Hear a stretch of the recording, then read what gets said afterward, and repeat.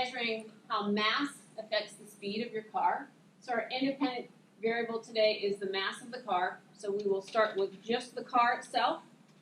Then we'll add our mass plates on there. And we have a little chart that we'll be sharing with you in addition to this. One of those is equal to 190 grams in addition to the mass of the car being 345 grams. So we'll have that available for you also.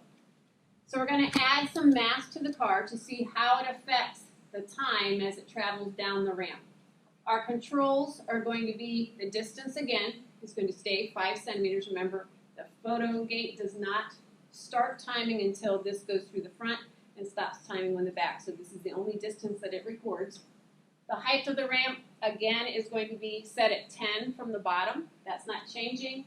The position of the photo gate is going to record at the bottom of the ramp at 80 centimeters, and our starting position is at the top at 0 each time. Our dependent variable we're looking for, because we're changing the mass, is a change in the time, and that will be used to calculate speed. All right, so our first trial is going to be our car without any additional mass plates put on there. Our time is 0.0202. Our next trial, we're going to add a mass plate. The mass plate is 190 grams.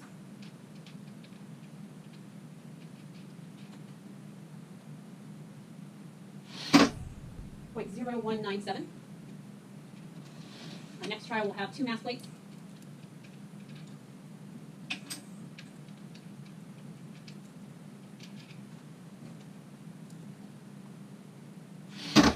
.0194. Final trial will have 3 mass plates.